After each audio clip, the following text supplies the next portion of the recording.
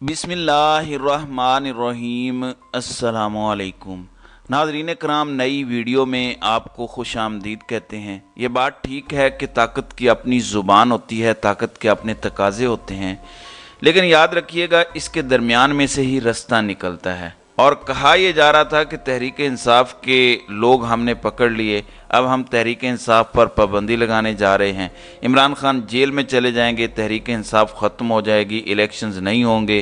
اور supreme court کا بھی پتہ چل گیا ہے۔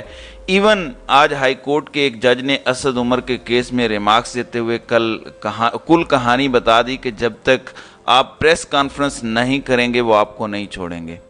میں سوچ رہا تھا کہ جج صاحب آپ کو ان کو تو شاید وہ چھوڑ دیں، لیکن آپ کو نہیں چھوڑیں گے۔ اب اصل کام آج دکھایا ہے چیف جسٹس عمر عطا بندیال نے۔ یہ میڈیا پر کیونکہ زیادہ رپورٹ نہیں ہو رہا، آپ کو اس لیے ہلچل بھی نظر نہیں آ رہی۔ لوگوں کا خیال ہے کہ چیف جسٹس عمر عطا بندیال ڈر گئے ہیں، لوگوں کا خیال ہے کہ شاید وہ لیٹ گئے ہیں، اس لیے پی ڈی ایم بھی جیت گئی ہے اور یہ ہو گیا وہ ہو گیا۔ حالانکہ ایسا ہے نہیں۔ اگر ایسا ہوتا تو جب عمران خان کو گرفتار کیا گیا تھا تو بہت طاقت اور بہت بڑے پلان کے ساتھ کیا گیا تھا۔ اسی سپریم کورٹ نے عمران خان کو ریلیف دیا۔ اس کا مطلب یہ ہے کہ چیزیں ایسی ہیں جو ہو رہی ہیں۔ اب میں آپ کو ایک خبر دینا چاہتا ہوں، خبر بڑی انٹرسٹنگ ہے۔ میں پہلو بہ پہلو یعنی سٹیپ بائی سٹیپ چیزیں آپ کے سامنے رکھنا چاہتا ہوں۔ ایک تو آج اٹارنی جنرل روسٹرم پر آئے، اس پر چیف جسٹس نے انہیں کہا کہ آپ نے گھبرانا نہیں ہے، پھر ان سے کہا کہ گڈ ٹو سی یو، یہ سارے کام کیے۔ اس کے بعد انہوں نے جو مرسڈیز والا شور پڑا ہوا ہے، مرسڈیز کے حوالے سے انہوں نے کہا کہ ہماری بہت ساری چیزیں ٹھیک رپورٹ نہیں ہوتی، ہمارے پی آر او نے اس بارے میں وضاحت دے دی ہے۔ انہوں نے کہا کہ کہا گیا کہ ہم نے عمران خان کو مرسڈیز دی، تو چیف جسٹس نے کہا کہ میں چیف جسٹس ہو کر مرسڈیز استعمال نہیں کرتا تو ہم مرسڈیز کیسے دے سکتے ہیں؟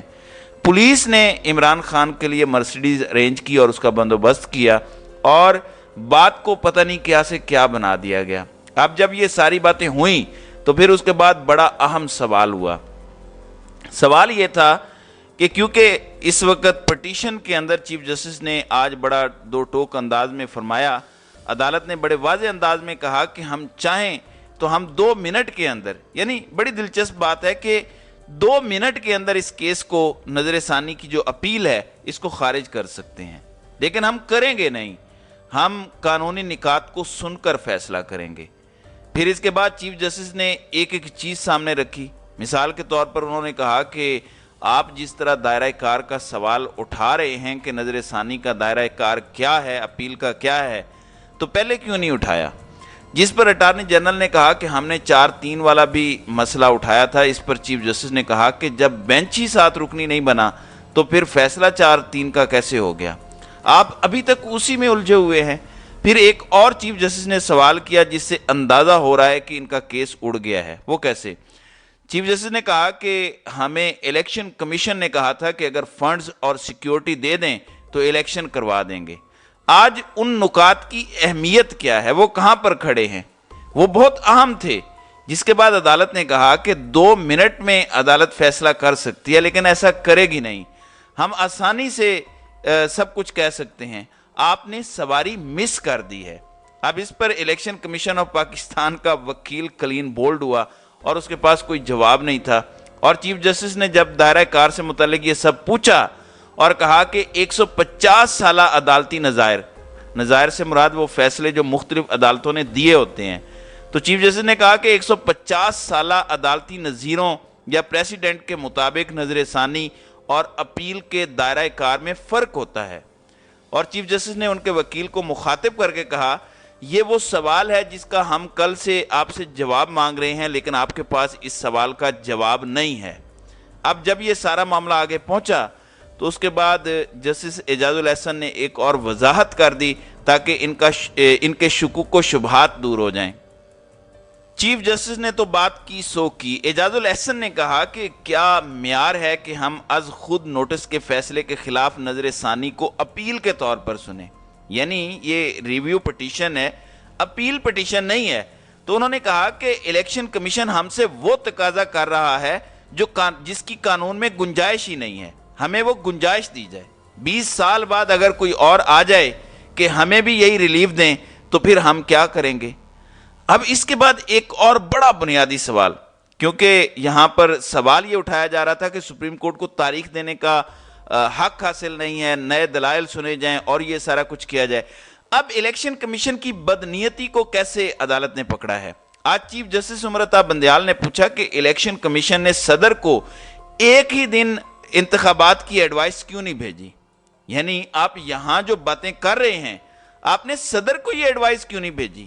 آپ نے صدر مملکت کو نہ آرٹیکل 218(3) کا بتایا، نہ ہی 1970 کے انتخابات کا، نہ ہی سیکیورٹی کا، نہ ہی فنڈز کا، اور زمینی حقائق کا ذکر کیے بغیر کہہ رہے ہیں کہ آرٹیکل 218 کے تحت مزید اختیارات دیے جائیں۔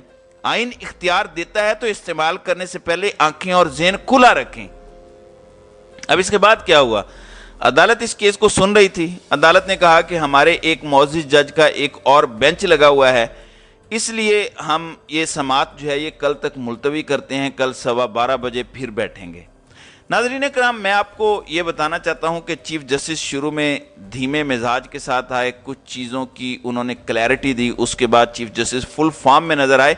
یہ عدالتی رپورٹرز نے وہاں سے رپورٹ کیا ہے۔ دیکھیں، ہم کل سے یہی سن رہے ہیں کہ عمران خان کو سبھی چھوڑ کے جا رہے ہیں اور تحریک انصاف گویا کہ ختم ہو گئی ہے۔ اگر تحریک انصاف ختم ہو گئی ہے اور عمران خان کو سبھی چھوڑ کے جا رہے ہیں اور زمینی حقائق اتنے تبدیل ہو گئے ہیں تو پھر تو عمران خان irrelevant ہو جاتے ہیں۔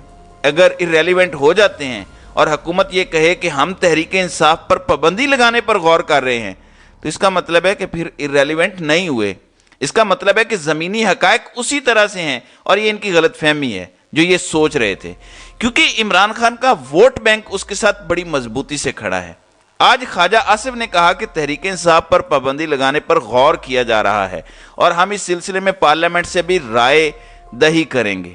رات کو خرم دستگیر نے بھی یہی کہا کہ فیاض الحسن چوہان کے الزامات پر پاکستان تحریک انصاف پر پابندی لگ سکتی ہے۔ کچھ اور لوگ بھی اسی قسم کی ان کے جو لوگ ہیں بات کر رہے ہیں، لیکن یہ پابندی والا کھیل بھی کھیل کے دیکھ لیں، یہ خواب بھی پورا نہیں ہوگا۔ میں آپ کو حالیہ مثال دینا چاہتا ہوں۔ تھوڑا سا عرصہ پہلے یہاں ایک مذہبی جماعت پر بھی پابندی لگائی گئی یا لگانے کی کوشش کی گئی، مگر وہ چل نہیں سکی، اور اس پر علی ظفر نے بڑے واضح انداز میں کہا کہ اگر پی ٹی آئی پر پابندی جیسا اقدام اٹھایا گیا تو یہی عدالت ایک ہی دن میں اسے کالعدم قرار دے دے گی۔ اب آتے ہیں ناظرین کرام عمران خان کی سکیم کی طرف۔ آج تحریک انصاف کے مرکزی میڈیا ڈپارٹمنٹ نے ایک بیان جاری کیا ہے۔ وہ کہتے ہیں کہ اہم اطلاع، مرکزی سیکرٹری جنرل پاکستان تحریک انصاف اسد عمر آج شام اڈیالہ جیل کے باہر میڈیا سے نہایت اہم اور خصوصی گفتگو کریں گے۔ آپ سے براہ راست کوریج کی استدعا ہے۔ اب ہر کوئی کہہ رہا ہے کہ جب تحریک انصاف والے پریس کانفرنس کر رہے ہیں تو وہ پارٹی چھوڑ رہے ہیں۔ جب ایسی پریس کانفرنس تحریک انصاف خود کہہ رہی ہے نہایت اہم اور خصوصی گفتگو کو ہائی لائٹ کیا گیا ہے، تو کہیں ایسا تو نہیں ہے کہ سب لوگ یہ کہہ رہے ہیں کہ ہم عمران خان سے الگ ہو رہے ہیں، سیاست سے الگ ہو رہے ہیں، اور سب اس بہانے باہر آ جائیں گے؟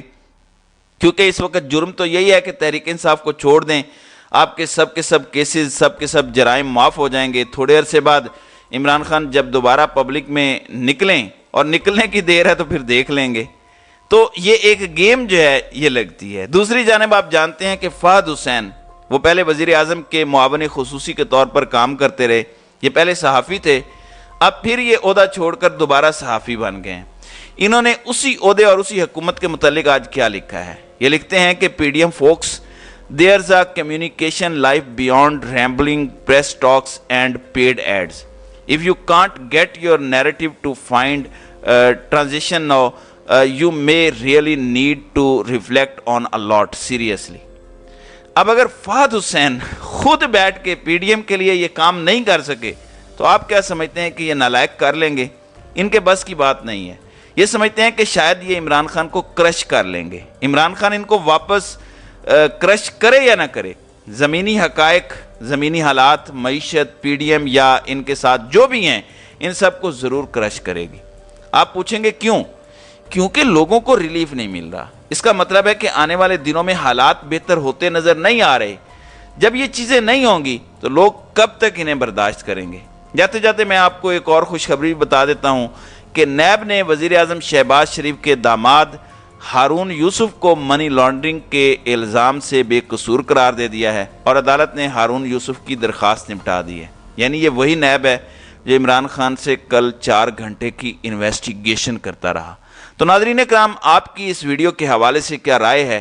آپ اپنی رائے کا اظہار کامنٹ سیکشن میں ضرور کیجیے گا۔